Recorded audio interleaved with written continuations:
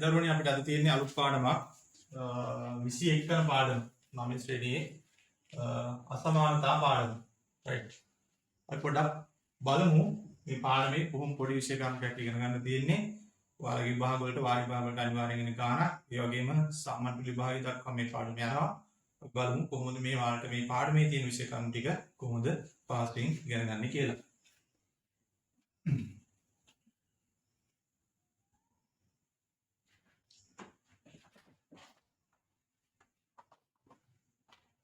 Petal බලමු මොකද්ද අසමානතාවයක් ගැන කතා කරන්න කලින් මොකද්ද බලමු සමානතාවයක් කියන්නේ සමීකරණයක් කියන්නේ මොකද්ද බලමු.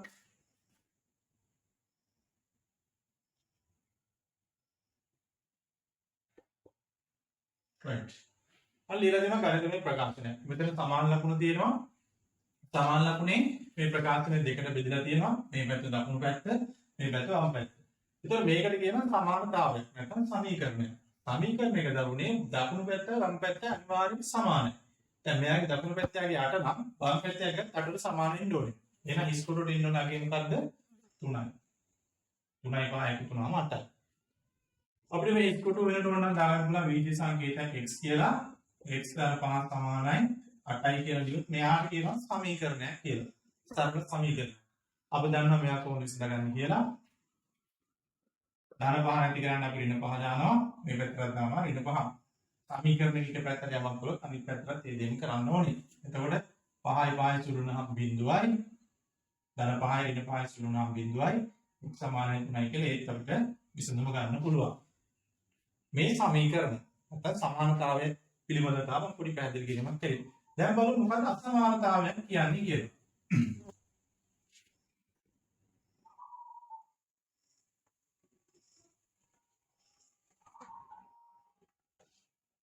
හොඳයි.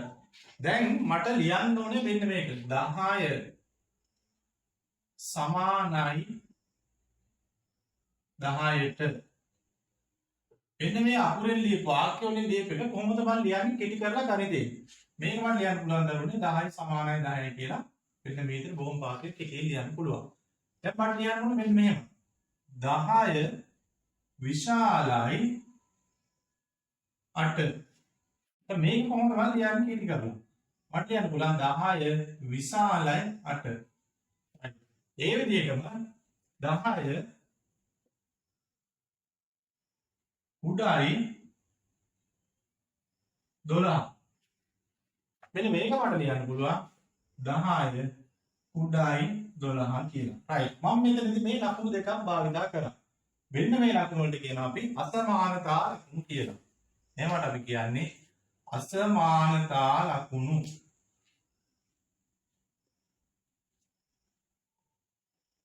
right. මේක සමානතාවයේ ලකුණ සමාන ලකුණ මේ දෙන්න අසමානතා ලකුණ. හරි.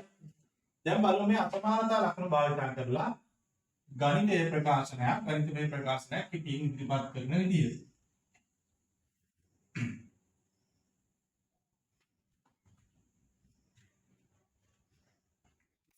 right. මට ලියන්න ඕන මෙන්න මෙහෙම.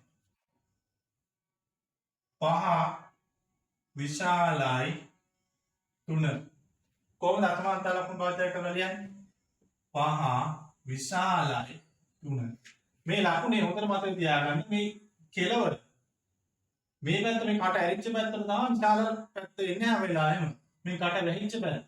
මේ ශීර්ෂයේ එන පැත්ත කුඩා පැත්ත. මේ කට ඇරිච්ච පැත්ත විශාල පැත්ත මාළික් වගේ මේ කට වැහිච්ච පැත්ත කුඩා පැත්ත. එතකොට මේ වචනේ ලියලා දිනේ කෙටියෙන් මට අසමානතා ලකුණු භාවිත කරලා මේ විදිහට ලියන්න පුළුවන්. right. අපි තව එකක් ලියමු.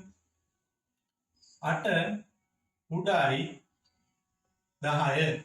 right. 8 උඩයි 10. ඔන්න විදිහට අපිට අසමානතා ලකුණු භාවිත කරලා මේ අදහස ඉදිරිපත් කරන්න පුළුවන්. හරි. අපි තව මෙහෙම එකක් කරමු. අපිට දැන් දීලා තියෙනවා මෙන්න මෙහෙම එකක් දීලා තියෙනවා කියලා ගන්න. 12 විශාලයි 9යි කියලා දීලා තියෙනවා. දැන් මේ දීලා තියෙන කොහොමද අපි කියවගන්නේ? මේ කියවගන්නේ දරුවනේ වමේ ඉඳන් දකුණට කියන්නත් පුළුවන්. මේ පැත්ත වම් පැත්ත කියලා ගත්තොත් මේ දකුණු පැත්ත කියලා ගත්තොත් වමේ ඉඳන් දකුණට කියවන්න පුළුවන්. එහෙනම් කියවන්නේ අපි 12 විශාලයි 9. 12 විශාලයි 9 කියලා. මේ පැත්තෙන් නම් කියවන්න පුළුවන්. ඒ පැත්තෙන් නම් කියවුවොත් දකුණේ තමයි කියවුවොත් 9 කුඩායි 12. 9 කුඩායි 12. ඔන්න ඔය විදිහටයි ඔක කියවන්නේ. මේ කියන විදිහත් අපි දැනගන්න ඕනේ. right මෙහෙම දුන්නත් අපිට බීජීය සංකේතයක් දීලා තියෙනවා x විශාලයි ඍණ 3යි කියලා. මේ කොහොමද මේ කියවන්නේ? x විශාලයි ඍණ 3යි. ඔය විදිහටයි ඔක කියවන්නේ. අනිත් පැත්තට කියවුවොත් මෙහි නම් මේ කියවුවොත් ඍණ 3 කුඩායි x.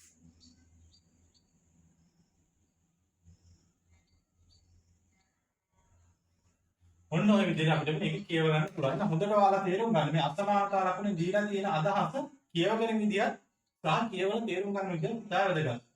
12 විශාලයි 9 9 කුඩායි 12.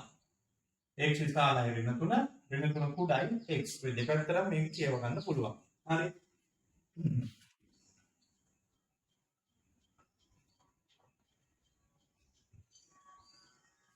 දැන් බලමු තව උදාහරණයක් අපි සාකච්ඡා කරලා. මෙන්න මෙහෙම දෙයක් කියන එක මම මෙන්න මෙහෙම ප්‍රකාශනයක් කියනවා. right මෙහෙම. අම්මා කාන්ති අතට රුපියල් 100 නෝට්ටුවක් ලබා දී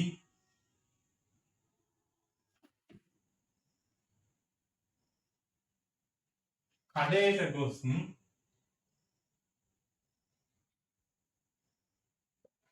පාන් රාත්තරක්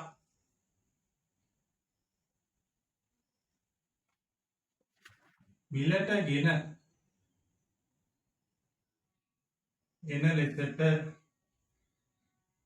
පවසයි. right අම්මා කාන්ති අතට රුපියල් 100 නෝට්ටුවක් දීලා කඩේට ගිහලා පාන් රාත්තරක් ගේන්න කියලා කියනවා. දැන් කාන්ති රුපියල් 100ක් තරම් කඩේට යනවා. දැන් කාන්තිට මේ රුපියල් 100 දීලා පාන් රාත්තලේ මිලට ගන්න නම් අනිවාර්යෙන් පාන් රාත්තලේ මිල මොකද වෙන්න ඕනේ? එක්ක රුපියල් 100 වෙන්න ඕනේ නැත්නම් 100ට වඩා අඩු වෙන්න ඕනේ. අපි හිතමු පාන් රාත්තලේ මිල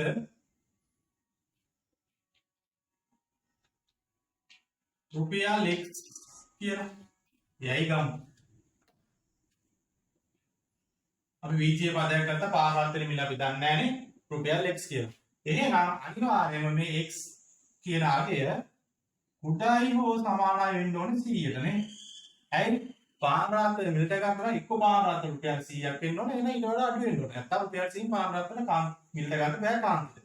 right දැන් බලන්න උදේ කුඩායි හෝ සමානයි. අන්න අවස්ථා දෙකක් ඇවිල්ලා තියෙනවා. අසමානතාවයයි සමාන ලකුණයි දෙකම භාවිත කරලා තියෙනවා. ඒතකොට මෙතන කාරණා දෙකක් කියවන්න ඕනේ. මොකක්ද එකක් x සමානයි 100 අවස්ථාව කියනවා x සමානයි 100 හෝ x කුඩායි 100. මෙන්න මේ අවස්ථා දෙකම මෙතනදී කියවෙනවා. ඉතින් මේ වාක්‍යයෙන් දීලා තියෙන ලොකු කතාව බොහොම සරලව අපිට කෙටි කරලා අසමානතාව වගේ මෙන්න මේව දක්වන්න පුළුවන්. තව උදාහරණ කීපයක් අපි බලමු.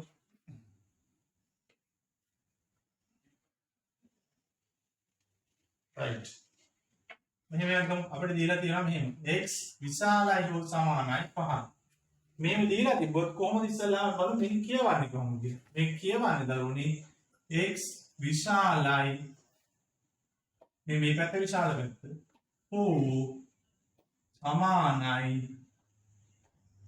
5. ඔන්න ඔය විදිහට ගාව කියවන්නේ.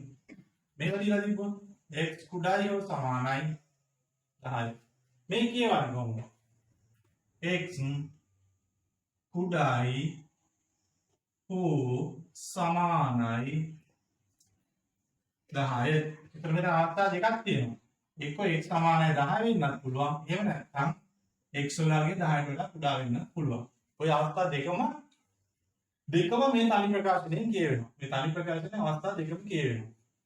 අපි අනිත් වගේම මේවා දෙපැත්තටම කියවන්නත් පුළුවන්. මෙහෙම a විශාලයි හෝ සමානයි 8. හරි මේ කියවන්න පුළුවන් මේ දකුණේ වමේ සිට දකුණට. වමේ සිට දකුණට කියවුවොත් a විශාලයි හෝ සමානයි 8. මේ නම් මේට කියවුවොත් දකුණේ දකුණට කියවුවොත් 8 කුඩායි. මේ කුඩා පැත්ත තමයි 8 පැත්තට 8 ඉලක්කම් පැත්තට දෙන්නේ මේ අසමානතා ලකුණේ කුඩා පැත්ත. හරි. කුඩායි. ඌ සමානයි. ඒ 8 කුඩායි හෝ සමානයි ඒකට. ඉතින් මෙන්න මේ විදිහට අපිට මේ අවස්ථා දෙකම තනි ප්‍රකාශනයෙන් ඉදිරිපත් කරන්න පුළුවන්. right. දැන් අපි බලමු අසමානතා ලකුණ ආශ්‍රයෙන් ගෙන ගැටලු කීපයක් විසඳන විදිහ. right.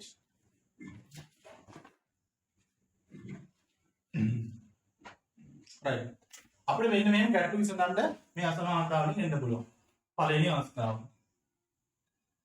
x විශාලයි 2 අසමානතාවය සඳහා. හරි මේ අසමානතාවය සඳහා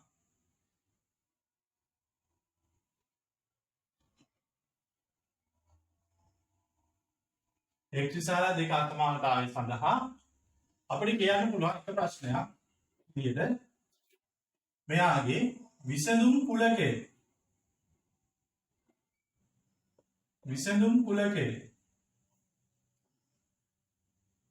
නැත්තම් සලංගම සරලව දැන් පළවෙනි ප්‍රශ්නේ විදිහට ඔයාලට දෙන්න පුළුවන් පුතේ මෙයාගේ නිකිල විසඳුම් කුලකය ලියා දක්වන්න කියලා.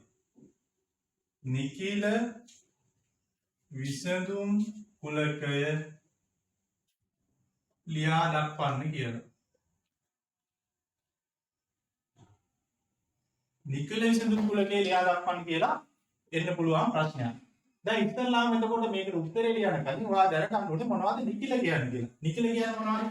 අපි දන්නවා නිකිල කුලකය බිඳුවෙන් පටන් ගත්තොත් බිඳුව කියන්නේ නිකිලයක් 1 2 3 4 5 6 තිත්තුනක් ගන්න. ඔය විදිහට පූර්ණ සංඛ්‍යා ටික ධන පැත්තට එනවා. ඒ වගේම ඍණ පැත්තටත් එනවා පූර්ණ සංඛ්‍යා ටික. ඍණ 1 ඍණ 2 ඍණ 3 ඍණ 4 ඍණ 5 දිගටම යනවා. මෙන්න මේ විදිහට ධන සහ ඍණ දෙපැත්තටමයි දෙන පූර්ණ සංඛ්‍යා කුලකය තමයි අපි නිකිල කියලා කියන්නේ. පූර්ණ සංඛ්‍යා කුලකය. හරි. අපි දන්නවනේ නිකිල ගැන. මේ ඉගෙනගෙන තියෙනවනේ කුඩා කාන්තිය. right. එතකොට අපිට කියන්නේ නිකිල විසඳුම් කුලකය ලියා දක්වන්න කියන්නේ x විශාලයි 2. right. කුලකයක් ලියා දක්වන්න අපි දන්නවා සංකල වරහන් ඇතුළේ. එහෙනම් උත්තරේ ලියන්න ඕනේ දෙකට වඩා විශාල නිකිල. එහෙනම් පටන් ගන්න ඕනේ 3 4 5 6 7 ඔය විදිහට කීපයක් කියලා 33ක් දාන්න 33 දාන එකකින් අදහස මේක දිගටම යනවා කියන එක. මෙන්න මේ විදිහට අපිට නිකිල විසඳුම් කුලකේ ලියලා පෙන්නන්න පුළුවන්. ඔය පළවෙනි ප්‍රශ්නේ මේ ආස්තෙන් එන්න පුළුවන්. දෙවෙනි එක එන්න පුළුවන් නිකිල විසඳුම් කුලකය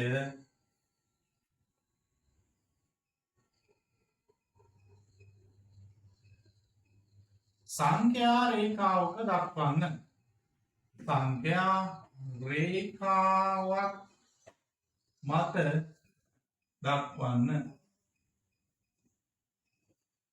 දැන් මෙහෙම ප්‍රශ්නයක් අහන්නත් පුළුවන් ඔයාලගේ. right. කොහොමද මේ ප්‍රශ්නයක් අහුවොත් උත්තර ලියන්නේ? අපි ලකුණු කරගමු සංඛ්‍යා රේඛාව. බිඳුව මේ පැත්ත ධන පැත්ත 1 1 3 4 5 6 7 මේ මීටරයක් දානවා මේක දෙපැත්තට යනවා කියලා දෙන්නවා. අපි එන පැත්තට ටිකක් ලකුණු කරගමු. එන්න 1 ඍණ 2 ඍණ 3. උදාහරණ මෙයා ලකුණු කරන්නේ සමාන පරතර වලින් ලකුණු කරන්න ඕනේ. සංඛ්‍යා රේඛාව. හොඳද? right. දැන් මෙන්න මේ නිකිල ටික අපි මේ මත ලකුණු කරලා දෙන්න. 3. මෙන්න මේ විදිහට පුංචි ඩොට් එකක් තියලා තමයි මේක ලකුණු කරලා දෙන්නන්නේ. ටිකක් පාඩ කරලා මේක පෙන්නන්න ඕනේ. ලොකුවට පාඩ කරලා දෙන්නන්නේ නැහැ. සාමාන්‍ය මට්ටමකට පොඩි ටිකක් තියලා මේ පාඩ කරලා පෙන්නනවා. 4 5 6 7 ඔන්න ඔය විදිහට කීපයක් 3ක් 4ක් මේ විදිහට ලකුණු කරලා පෙන්නනවා නේද? මෙන්න මේ විදිහට අපිට පුළුවන් නිකිල විසඳුම් කුලකේ සංඛ්‍යා රේඛාවක් මත දක්වලා පෙන්නන්න. right. තව උදාහරණයක් බලමු. මෙහෙම x විශාලයි හෝ සමානයි 3යි. ඔන්න ඔය අසමානතාවය. නිකිල විසඳුම් කුලකේ ලියා දක්වන්න කිව්වොත්. හරි. නිකිල විසඳුම් කුලකේ ලියා දක්වන්න කිව්වොත් කොහොමද කරන්නේ? right.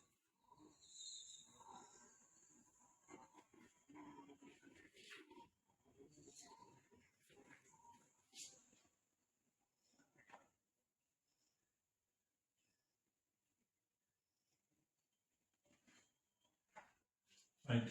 දැන් මෙතනදී හොඳට බලා ගන්න x 3ට වඩා විශාල වෙලා නෙමෙයි සමාන වෙලක් තියෙනවා. එහෙනම් 3 කියන නිකලයක් මේක විසඳුමක් හැටියට අපිට ගන්න පුළුවන්. එහෙනම් නිකල විසඳුම වල ලියා දක්වද්දී 3 ඉඳන්ම ලියන්න පුළුවන්. 3 4 5 6 7 තිත් 3ක් දැම්ම නම් ඇති. තිත් ගොඩක් නෙමෙයි තිත් 3ක්. මේක දිගටම තියෙනවා කියලා පෙන්නනවා. මේ අර කුලකයක් ලියන්න කියලා තියෙන හින්දා තමයි අපි සංකල වරහන් ඇතුලේ ලියන්නේ. දැන් මේකේ තියලා දෙන්න පුළුවන් නිකල විසඳුම කුලකේ සංඛ්‍යා රේඛාවක් මත දක්වන්න කියන ප්‍රශ්නේ. එතකොට අපිට 3 දාන්න පුළුවන්. 4 5 6 7 ඔන්න ඔය විදිහට මේක ලකුණු කරලා පෙන්නන්න පුළුවන්. තව උදාහරණයක් බලමු අපි.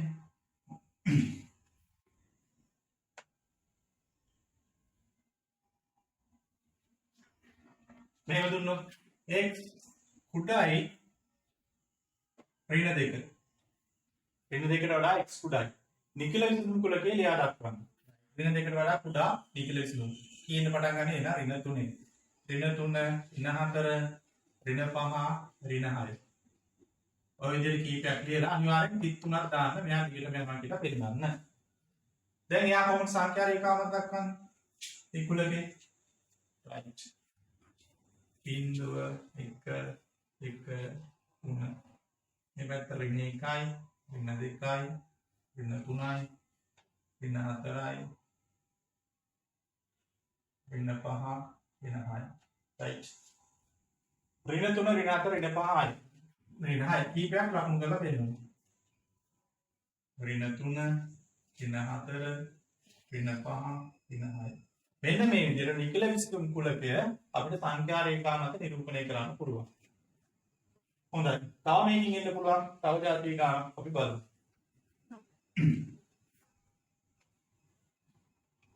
ආයෙන්න පුළුවන් මෙන්න මෙහෙම. x කුඩායි හෝ සමානයි. 1 x කුඩායි හෝ සමානයි 1. නිකල විසඳුම් කුලකය ලියා දක්වන්න. right. එකට කුඩා හෝ සමාන. සමාන වෙන්න පුළුවන් නිසා එක ගන්නත් පුළුවන්. 1 බිංදුව ඍණ 1 ඍණ 2 ඍණ 3. ඔන්න ඔය විදිහට නිකල විසඳුම් කුලකේ ලියා දක්වන්න පුළුවන්. මේක සංඛ්‍යා රේඛාවක් දක්වන්න ගියොත් සංඛ්‍යා රේඛාව ලකුණු කරගමු. බිංදුව 1 2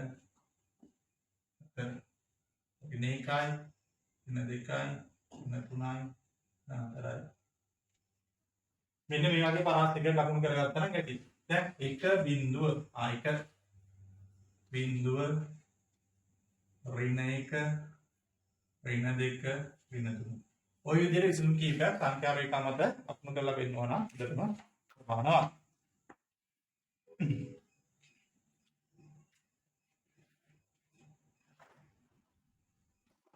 හොඳයි. බලමු දැන් අපිට ඊළඟට එන්න පුළුවන් අපි මේ ලකුණු කරේ පුතේ නිකල විසඳුම්. අපිට ඊ තව ප්‍රශ්න ස්වරූපයක් එන්න පුළුවන් සියලු විසඳුම් සංඛ්‍යා රේඛාව මත ලකුණු කරලා පෙන්නන්න කියලා. අපි බලමු ඒ විදිහේ ප්‍රශ්නයක් කොහොමද විසඳගන්නේ කියලා.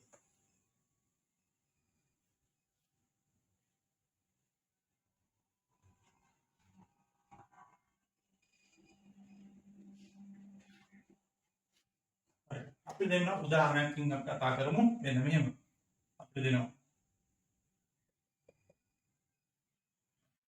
x විශාලයි 3 අසමානතාවය සඳහා සියලු විසඳුම් කුලකයේ සංඛ්‍යා රේඛාවක් මත දක්වන්න.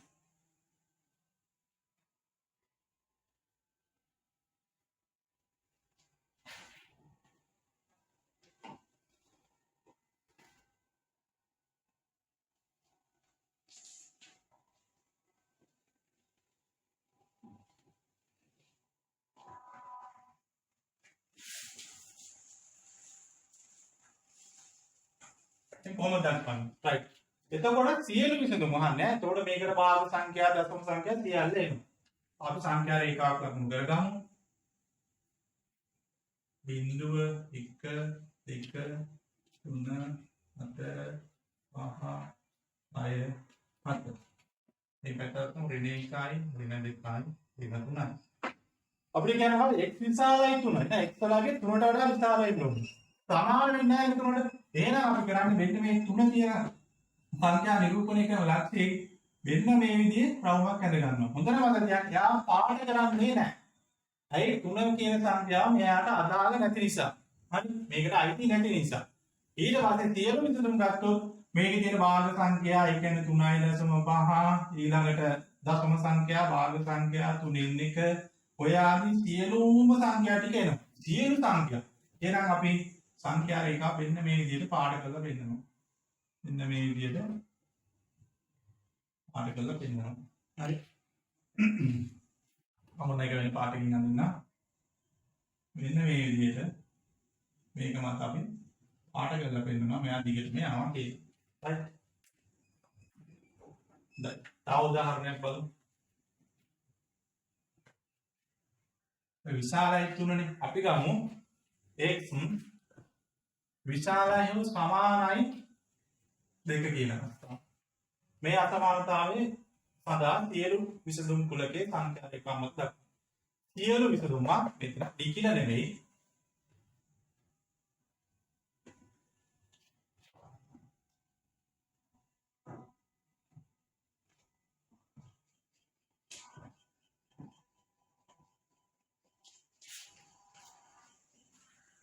ඍණ පැත්ත ගොඩක් දුරට ඕනේ නැහැ. මොකද අපිට ධන පැත්තට නැවත වෙන්නේ. right. x විශාලයි හෝ සමානයි 2. අන්න එතකොට අපි මේ දෙක කියන සංඛ්‍යා පිළිහිලා තියෙන ලක්ෂය මෙන්න මේ විදිහට පාඩ කරලා පෙන්නනවා. ඇයි එයා IT කියන්නේ. කලින් අපි පාඩ කරේ නැහැ. ඊට පස්සේ එතන ඉඳන් විශාල පැත්ත. දෙකට විශාල පැත්ත මේ අන්න ඒ පැත්ත සංඛ්‍යා රේඛාව මත මෙන්න මේ ආකාරයට ලකුණු කරලා පෙන්නමු. දිගටම යනවා කියන්නේ. මේ විදිහට. right. ඔය විශාලයි හෝ සමානයි අවස්ථාව. අපි දැන් බලමු. කුඩා අවස්ථාවට තව උදාහරණයක් අපි ගමු මෙහෙම x කුඩායි ඍණ 3.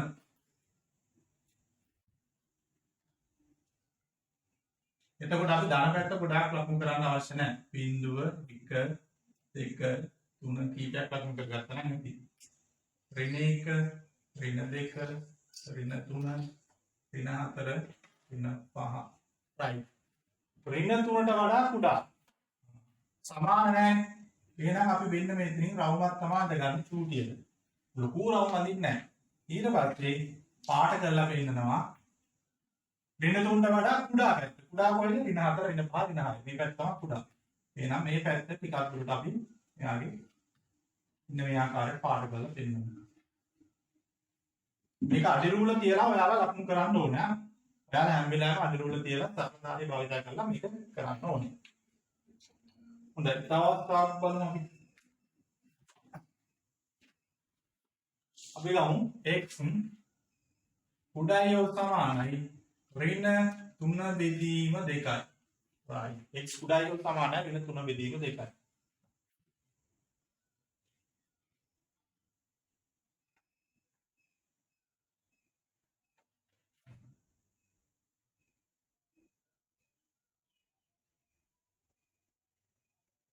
හොඳයි.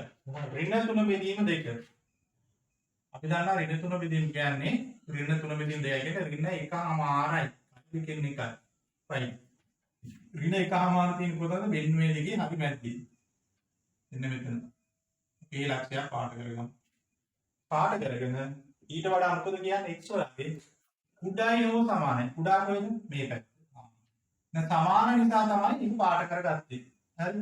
ඊට පස්සේ මෙතන ඉඳන් අපි පාට කරලා පෙන්නමු මේ සංඛ්‍යා රේඛාව දිගේ මේ අතට උඩට. right. ඔය x කුඩායි හෝ සමානයි ඍණ 3 බෙදීම 2යි. හොඳයි. තව උදාහරණයකින් බලමු මේක පරාසයක් දීලා තිබ්බොත් කොහොමද කරගන්නේ කියලා. පරාසයක් දීලා තිබ්බොත් එහෙම දෙනවා අපිට. ඍණ 3ට වඩා විශාලයි x කුඩායි හෝ සමානයි ධන 3යි. right. සියලු විසඳුම් කුලකේ සංඛ්‍යා රේඛාව දක්වන්න කියලා. කොහොමද කරගන්නේ?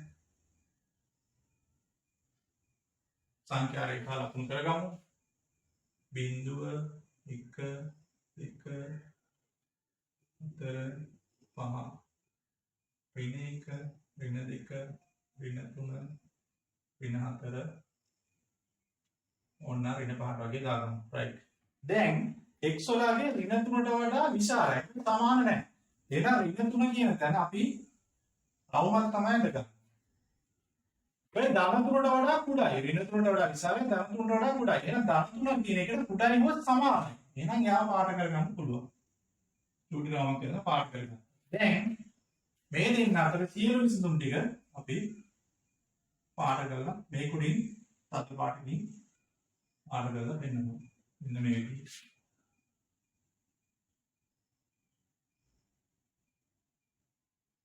රයිට්. ඔයාලා මේක ලකුණු කරද්දී අඩි රූල තියලා ලකුණු කරන්න. හරි කෙලින් එන විදිහට. හොඳයි.